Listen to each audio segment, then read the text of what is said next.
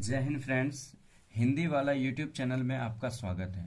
साथियों, आज मैं क्लास 10th के हिंदी पाठ्यपुस्तक के कवि रसखान द्वारा रचित शीर्षक कविता के प्रथम पद प्रेम ऐनी श्री राधिके एवं द्वितीय पद करील के कुंजन ऊपर वारों का पंक्ति दर पंक्ति हिंदी अर्थ आप सबों के साथ साझा कर रहा हूं। तो प्रारंभ करते हैं। प्रेम ऐनी श्री राधिके। यहाँ आईने का अर्थ हुआ खजाना, अर्थात प्रेम का खजाना श्री राधिके। राधिके को, राधा को यहाँ प्रेम का खजाना कह के कवि रसखान संबोधित करते हैं। आगे, प्रेम ऐनी श्री राधिके प्रेम वरन नद नंद। वरन अर्थात श्याम वन, प्रेम के रंग के नद नंद। नद अर्थात नंद के नंद, नंद बाबा के नंदलाल कहकर यहाँ संबोधित किया जा रहा है। प्रेम वरन नद नंद। फिर से इस पंक्ति को समझे। प्रेम ऐनी यानी प्रेम का खजाना स्वरूप श्री राधिके और प्रेम वर्ण के नद नंद। आगे राधा और कृष्ण को कवि रसखान संबोधित करते हुए कहते हैं कि प्रेम वाटिका के दो, वाटिका अर्थात बगीचा, बगिया, जहाँ प्रेम रूपी बगिया है, जहाँ प्रेम के सुंदर सुंदर फूल खिले हैं, प्रेम रूपी बगिया के दो अर्थात दोनों। कौन? तो राधा और कृष्ण, माली मालिन द्वंद्व, ये दोनों प्रेम रूपी बगिया के माली और मालिन है। अर्थात कवि रसखान ने इन्हें माली और मालिन की संज्ञा राधा और कृष्ण को दी है। आगे कहा जा रहा है मोहन छवि रसखानी लखी, यानी रसखान कहते हैं हे मोहन छवि रसखानी लखी। मैं रसखान, मुझे हमेशा, हे प्यारे मोहन मुरारी, मुझे बस आप ही की छवि दिखती है। मुझे चारों तरफ, मैं जिधर भी नजर फेरता हूँ उधर बस आप ही की छवि दिखती है, आप ही की सूरत दिखती है। मेरे मन मंदिर में आपकी प्रतिमा घर कर गई है। अब दृग अपने नाही, अर्थात अब मेरे ये दृग पर्यायवाची है नयन का। अब मेरे ये दृग, मेरे ये नयन मेरा होकर भी मेरा ना रहा। अर्थात मेरी आंखें सिर्फ और सिर्फ आप ही को निहारती हैं। मैं जिस भी चीज को देखूं वहां सिर्फ और सिर्फ आप ही का चेहरा नजर आता है। ठीक ऐसा लगता है जैसे आंचे आवत धनुष से छूटे सर से जाहे। अचे आवत धनुष से छूटे सर से जाही, अर्थात अचे अचानक से किसी धनुष से जैसे कोई वान छूटकर अपने निशाने पर लग जाता है। सर वान का पर्यायवाची है, तीर का पर्यायवाची है। फिर से समझे से अचे अर्थात अचानक से, अचे आवत अचानक से किसी धनुष से जिस प्रकार कोई वान छूटकर अपने निशाने पर लग जाता है, अपने लक्ष्य को भेद देता है, ठीक उसी प्रकार मेरी आंखें भी, मेरी नजरें भी प्रभु सिर्फ आपसे जाकर के टकरा गई है और यह अब आपसे हटाए नहीं हट रहा है। आगे कहते हैं, आगे कवि रसखान और भी गहरी प्रेम की संवेदना में डूबकर संवेदनशील होते हुए कहते हैं कि मोह मन मानिक ले गयो, अर्थात मेरे मन का मणि चुरा कर ले गयो। मेरे मन का मणि अर्थात मेरा हृदय का हरण कर लियो। चिते चोर नद नंद, यानी हे चित चोर, हे नद नंद अर्थात नंद बाबा के नंद, मेरे मन के मणि को आपने चुरा लिया। अर्थात मेरे मन के, मेरे हृदय को, मेरी धड़कनें, वो चोरी हो गई है और इसे आपने चुरा लिया। जिस प्रकार कोई चोर अपना कोई ना कोई सामग्री चुरा लेता है, धन गहना जेवर चुरा लेता है, ठीक उसी प्रकार आपने मेरे हृदय का हरण कर लिया, आपने मेरे हृदय को चुरा लिया है। हे नंद, आप तो चोर निकले, आपने मेरे हृदय को चुरा लिया। अब भला आप ही बताइए, अब बेमन मैं का करूं।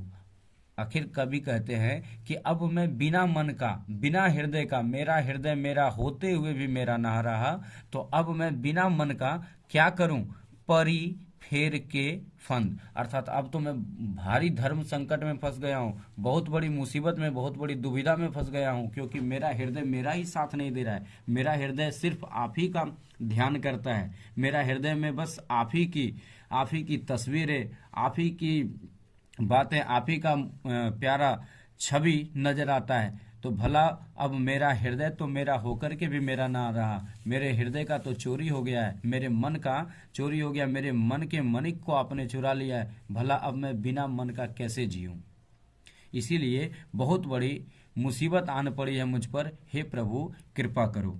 आगे कहते हैं, प्रीतम नंद किशोर जा, यानी आगे कबीर रस खान प्रभु श्री कृष्ण को संबोधित करते हुए कहते हैं कि हे प्रीतम नंद किशोर जा दिन ते नैनिन लगियो। हे प्रीतम नंद किशोर, जिस जा मतलब जिस दिन से मेरे नयन आपसे लग गए हैं, मुझे आपसे प्रेम हो गया है।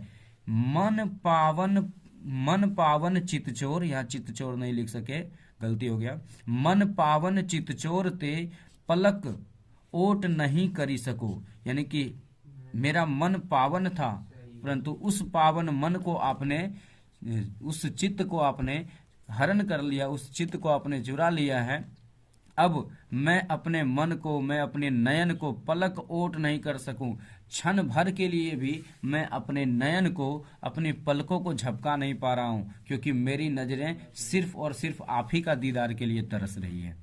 तो इस प्रकार प्रेम आईनी श्री राधिके कविता के प्रथम पद में कवि रसखान ने यह साबित कर दिया कि उनकी प्रेम की सागर की जो गोताएं हैं वह काफी गहरी है, और वह काफी गहरे उतर करके काफी संवेदना व्यक्त करते हुए उन्होंने प्रभु श्री कृष्ण के समक्ष अपने निस्वार्थ प्रेम को प्रकट किया है। उनका हर एक लाइन इस बात को समझाने के लिए काफी है।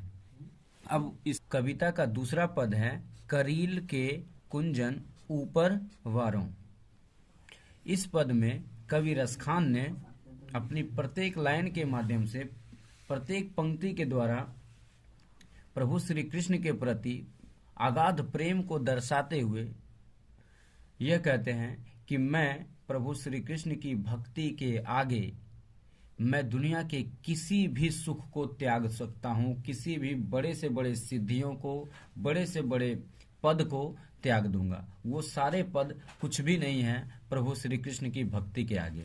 जैसे बोलते हैं, या लकुटी अरु कामरिया पर, अर्थात कवि कहते हैं कि यदि मुझे कृष्ण की वो लाठी और वो कमली मिल जाए जिसे साथ में लेकर कृष्ण बालपन में गाय चराया करते थे, तो उस लकुटी, उस लाठी और कमली पर मैं राज तिहुपुर की तजी डारो, अर्थात तिहुपुर यानी तीनों लोकों के सुख को, तीनों लोकों के राज सुख को मैं त्याज दूंगा। तजी मतलब त्याग दूंगा, क्योंकि ये तीनों लोकों का सुख प्रभु श्री कृष्ण की वो लकुटी और कामरिया के आगे कुछ भी नहीं है, तुक्ष के समान है।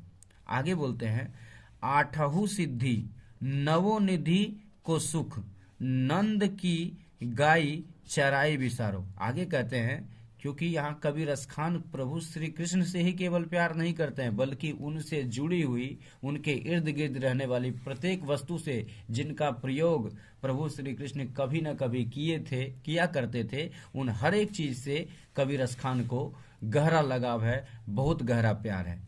आगे कहते हैं कि आठहु सिद्धि नवो निधि का सुख। कवि कहते हैं कि अरे यदि मुझे नंद कान्हा की वो गाय चराने के लिए मिल जाए जिसे वे कभी चराया करते थे, ब्रज के वृंदावन के वनों में, मधुवन में वो गाय चराया करते थे, अगर वो गाय मुझे मिल जाए तो मैं, गाय चराने के लिए यदि मुझे मिल जाए तो मैं उन पर आठों सिद्धि और नवो निधि के सुख को भी त्याग दूंगा। ये आठों सिद्धि और नवो निधि का सुख में भी वो आनंद नहीं है जो कृष्ण के गाय चराने में मिलेगा। आगे कवि कहते हैं, रसखानी कबो इन आखिन सो ब्रज के बनबाग तड़ाग निहारो कवि रस खान कहते हैं कि यदि मुझे ब्रज का वह बनबाग जहाँ कदम के पेड़ पर चढ़कर कन्हैया बांसुरी बजाया करते थे, और उन तालाब में जहाँ पे गोपियाँ नहाया करती थी, स्नान किया करती थी, और वे उनके वस्त्र हरण कर लिया करते थे, वस्त्र चुरा लिया करते थे, तो ये सारे नटखट वो बचपन वाली अवस्था में करते थे। तो वो यदि मुझे वो बगीचा, मधुबन का वो बगीचा और वो वृंदावन का वो तालाब का पर्यायवाची है, वो तड़ाग, अगर मुझे वो निहारने, मेरी आंखों को अगर यह सौभाग्य प्राप्त हो कि मुझे वो बनबाग और तड़ाग निहारने को मिले, देखने को मिल जाए, तो मैं, आगे कहते हैं, मैं कौटिक रो कलधोत के धाम, यहाँ कलधोत पर्यायवाची है देवराज इंद्र का। आगे कहते हैं कि मैं कौटिक रो कलधोत के धाम, यानी कि सभी देवताओं के राजा इंद्र, यानी कौटिक करोड़ों देवताओं के राजा, 33 कोटि देवताओं के राजा इंद्र अर्थात कलधोत के धाम अर्थात इंद्रासन को भी त्याग दूंगा, करील के कुंजन ऊपर वारों, अर्थात मैं कोटिक रो कलधोत के धाम देवराज इंद्र के सिंहासन को भी, इंद्र के साम्राज्य को भी मैं त्याग दूंगा, केवल उस मधुबन और तालाब के सामने, क्योंकि वह तालाब और मधुबन के निहारने में जितना सुख प्राप्त होगा, वह सुख तो कलधोत के धाम में भी नहीं मिल सकता है। भला इतना प्रेम करते थे कवि रसखान अपने अनन्य इष्ट देव प्रभु श्री कृष्ण से। आपने बड़े धैर्य व ध्यान से सुना, इसके लिए आपका आभार।